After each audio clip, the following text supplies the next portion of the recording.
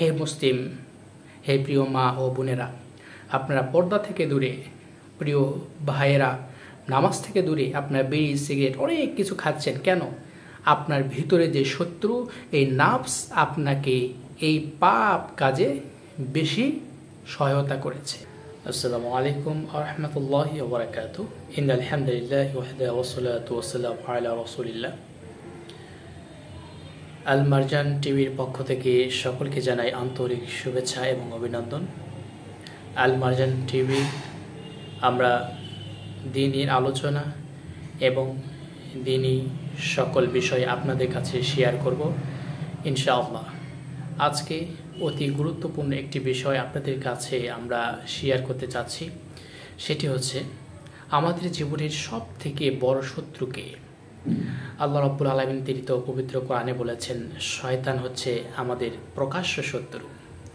কিন্তু আজকে আমরা জানব এই শয়তানকে কে পথভ্রষ্ট করেছে, এই শয়তান কিসের মাধ্যমে পথভ্রষ্ট হয়েছে। বিষয়টি একটু অদ্ভুত লাগলেও এটাই চিরসত্য, আমরা আজকে জানব। আচ্ছা বলুন তো, শুধুমাত্র শয়তানে যদি আমাদেরকে গোমরাহ করে তো শয়তানকে গোমরাহ করেছে কে? শয়তানে যদি আমাদেরকে পথভ্রষ্ট করে তো শয়তানকে পথভ্রষ্ট করেছে কে? শয়তানের পূর্বে তো কোনো শয়তান ছিল না, তাহলে শয়তানকে দিকভ্রান্ত করলো কে? শয়তানকে দিকভ্রান্ত করেছে, শয়তানকে পথভ্রষ্ট করেছে তার নাফস। নাফস তাকে অহংকারী বানিয়েছে, নাফস তাকে উদ্যত করেছে এবং নাফস তাকে দিশেহারা করেছে, নাফস তাকে পথভ্রষ্ট করেছে।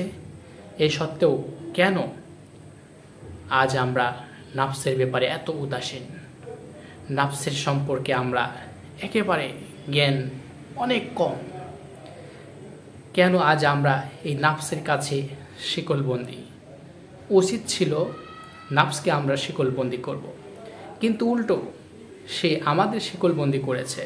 তাই তো আমরা আজকে নামাজ থেকে দূরে, নেক কাজ থেকে দূরে, অশ্লীল কাজে জড়িত পাপের সাগরে আমরা ডুবন্ত হয়ে আছি। হে মুসলিম, হে প্রিয় মা ও বোনেরা, আপনারা পর্দা থেকে দূরে, প্রিয় ভাইয়েরা নামাজ থেকে দূরে আপনারা বিড়ি সিগারেট অনেক কিছু খাচ্ছেন কেন?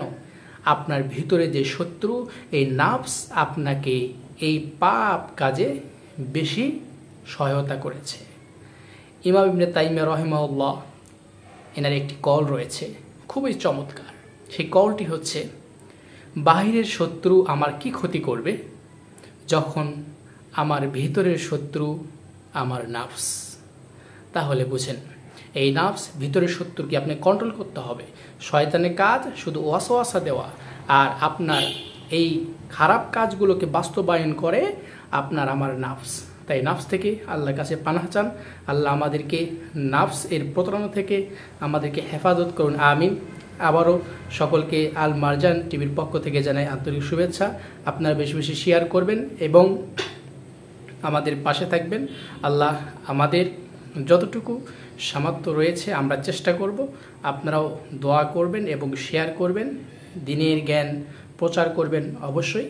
আল্লাহ আমাদের সকলকে জান্নাতি মেহমান হিসেবে কবুল করুন, আমিন। আসসালামু আলাইকুম ওয়া রাহমাতুল্লাহি ওয়া বারাকাতুহু।